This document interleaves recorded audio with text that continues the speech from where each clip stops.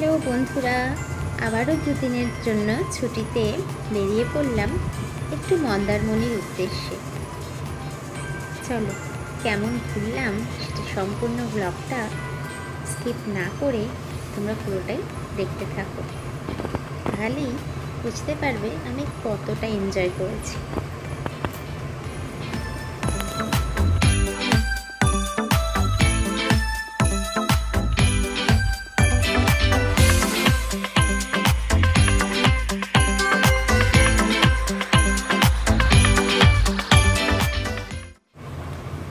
যেমন প্রতিবারই আমি বলে থাকি যে আমার ভিডিওগুলো যদি তোমাদের ভালো লেগে থাকে তাহলে একটু প্লিজ জানিও, আর একটা লাইক করো, আর পরিচিত জনের মধ্যে একটু শেয়ার করে দিও, তাহলে আমি আরও অনেক ভিডিও দিতে তোমাদের উদ্যোগী হই। বিভিন্ন জায়গায় ঘুরতে সত্যি আমার খুব ভালো লাগে, আর তার পাশে সেগুলো তোমাদের কাছে তুলে ধরতে তার থেকেও অনেক বেশি ভালো লাগে।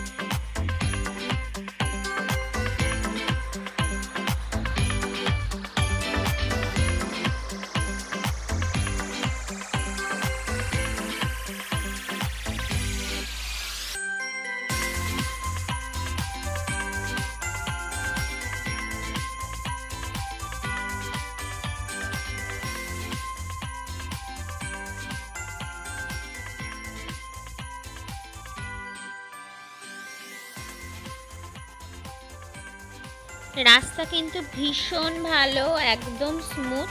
তোমরা যারা 4 হুইলার আর 2 হুইলারে যেতে চাও তারাও কিন্তু সুন্দরভাবে যেতে পারবে, কোনো প্রবলেম হবে না।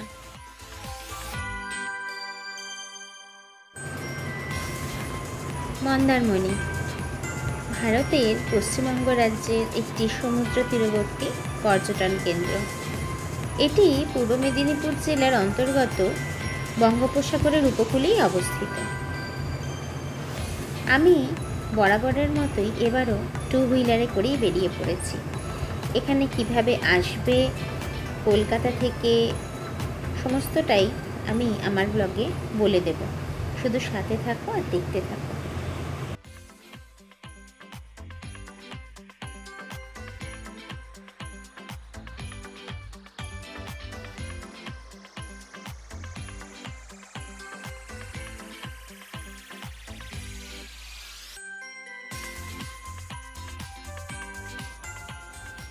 একদম ছোটোখাটো একটা প্ল্যান করার জন্য যে কাছাকাছি কোথাও ঘুরে আসি, সত্যি তার জন্য মন্দারমণি অসাধারণ একটি জায়গা। আর দেখতেই পাচ্ছ আশেপাশের প্রাকৃতিক পরিবেশ কতটাই মনোরম, ভীষণ ভালো লাগবে। তোমরা যদি 2 হুইলার আর 4 হুইলারে যাও, আশপাশটা বেশ উপভোগ করতে করতে যেতে পারবে। আচ্ছা, তোমাদের আবার বলে দিই যে তোমরা মন্দারমণি কীভাবে আসবে। তোমরা সবাই জানো মন্দারমণি কলকাতা এবং হাওড়ার সাথে জাতীয় সড়কের মাধ্যমে সংযুক্ত। তোমরা যারা বাসে করে মন্দারমণি আসতে চাও, প্রচুর বাস অ্যাভেলেবেল আছে। কলকাতা থেকে দীঘাগামী যে কোনো বাসে চাউলখোলা বাস স্ট্যান্ডে নামতে হবে। সেখান থেকে অটো, টোটো বা লোকাল কোনো গাড়িতে প্রায় 20 থেকে 25 মিনিটের মধ্যে তোমরা মন্দারমণি সমুদ্র সৈকতে পৌঁছে যেতে পারো। তোমরা যারা কলকাতা থেকে বাই রোড 2 হুইলার আর 4 হুইলারে আসবে মনে করছো, তারা কিন্তু মন্দারমণি আসার জন্য সোজা বোম্বে রোড ধরে ভায়া কোলাঘাট, হলদিয়া হয়ে, নন্দকুমার হয়ে, কাঁথি হয়ে, চাউলখোলা থেকে লেফট টার্ন নিয়ে সোজা মন্দারমণি পৌঁছে যেতে পারো।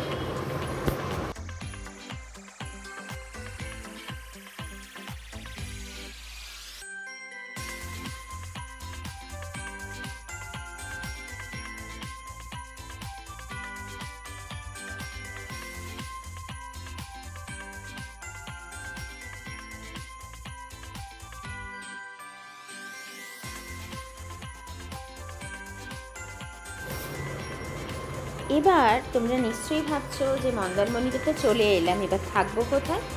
তাহলে বলে দিই, এখানে কিন্তু প্রচুর পরিমাণে বিলাসবহুল রিসোর্ট এবং হোটেল হয়ে গেছে।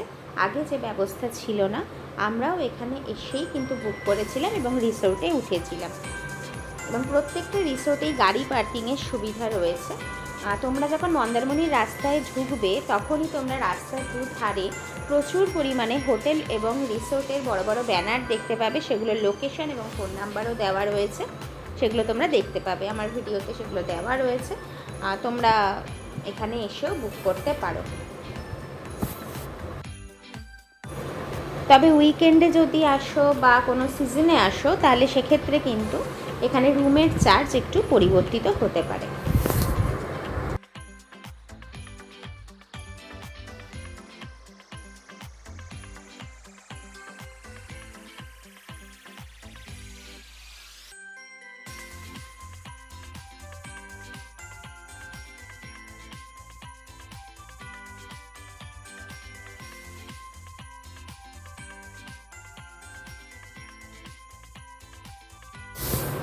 মন্দারমণির মেন রাস্তায় যখন ঢুকবে তোমরা, যেখানে প্রচুর রিসোর্ট এবং হোটেল পেয়ে যাবে সমুদ্র সৈকতের পাশে, ওখানে একটা খুব সুন্দর মনসা মন্দির যাওয়ার পথে তোমাদের চোখে পড়বে।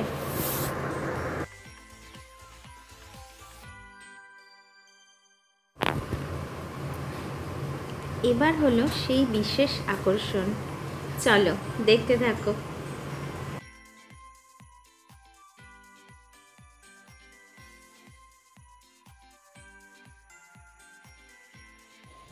আমরা মন্দারমণিতে যে রিসোর্টটায় উঠেছি সেটার নাম পান্থতীর্থ এবং জায়গাটা ভীষণই ভালো। আমি ডিটেলসটা দিয়েছি, তোমরা দেখতেই পাচ্ছ ভিডিওতে। রুমগুলো কেমন সব কিছুই দেখতে পাবে।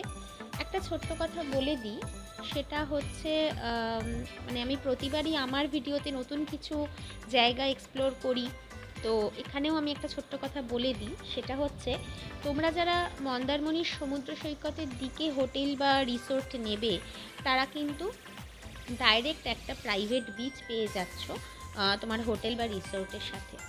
মানে তোমরা হোটেল বা রিসোর্ট থেকে বেরিয়েই কিন্তু মন্দারমণি সি বিচে চলে যেতে পারবে।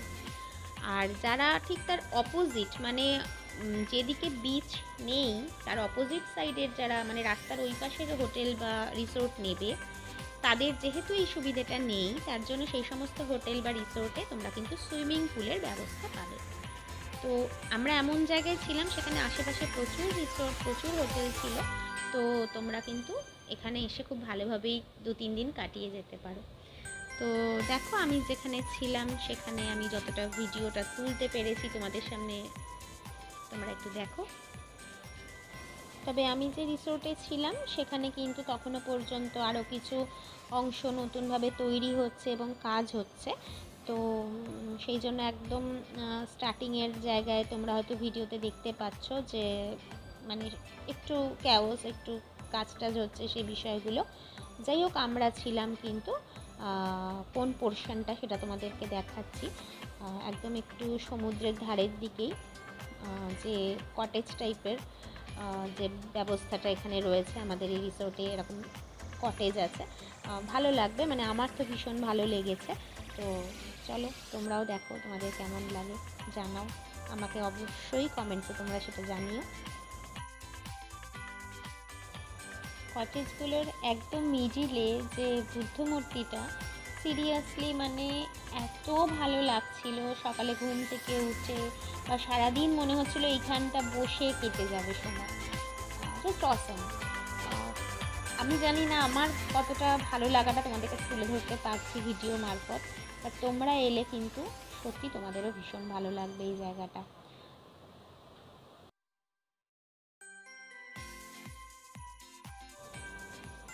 এই দুপাশে এগুলো হচ্ছে কটেজ সিস্টেম করা রয়েছে রিসোর্টের দুটো ঠিক পাশে, মিডিলে এই বুদ্ধ মূর্তিটা, আর এই বুদ্ধ মূর্তিটা ঠিক পেছন দিকেই মানে সিঁড়ি দিয়ে উঠে বিশাল বড় গেট, এবং ওখান থেকে ডাইরেক্ট নিচে নেমে যাওয়া যায় বিচে।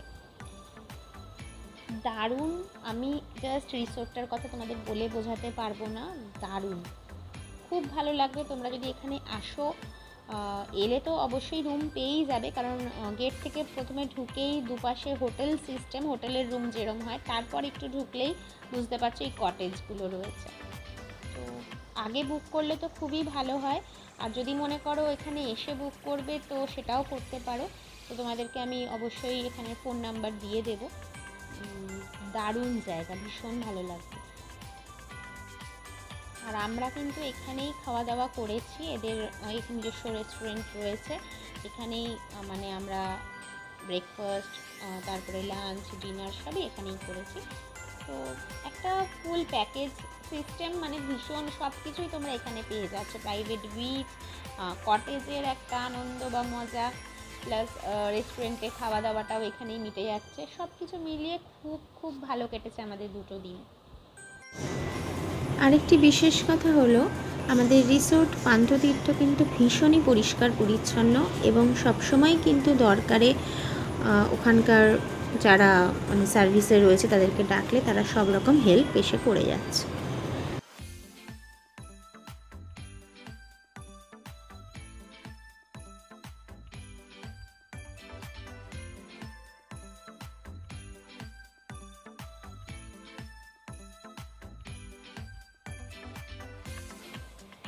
যখন আমরা এখানে চান করলাম, সমুদ্র একদম মানে কাছে ছিল, মানে রিসোর্টের একদম কাছে, সিঁড়ি দিয়ে জাস্ট নেমেই পেয়ে গেছিলাম। আর এখন যত সময় যাচ্ছে আস্তে আস্তে সমুদ্র অনেকটা পিছিয়ে যাচ্ছে। এইখানে যে ছোটো ছোটো মানে ঘর মতো দেখছো, এই যে এগুলো বাঁশের, এগুলো কিন্তু একটা ছোটো ছোটো রেস্টুরেন্ট। তোমরা এই কটেজ থেকে বেরিয়েও ওই সমস্ত রেস্টুরেন্টেও খাওয়া দাওয়া করতে পারো, আবার ওই রেস্টুরেন্ট থেকে নেমেও কিন্তু সোজা বিচে যেতে পারো।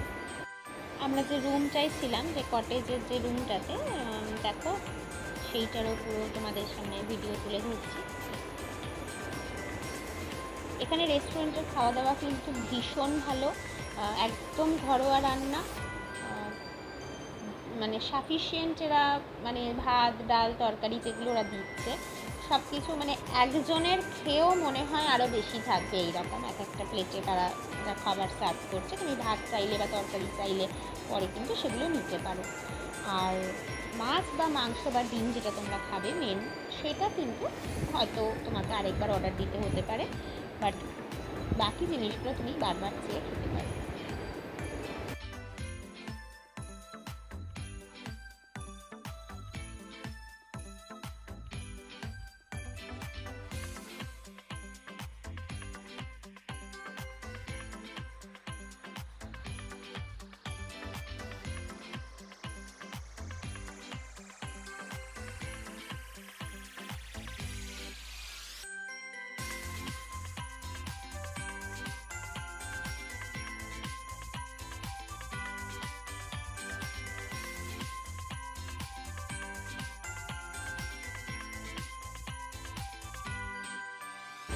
এবারে আমরা যাচ্ছি রেড ক্র্যাব বিচে।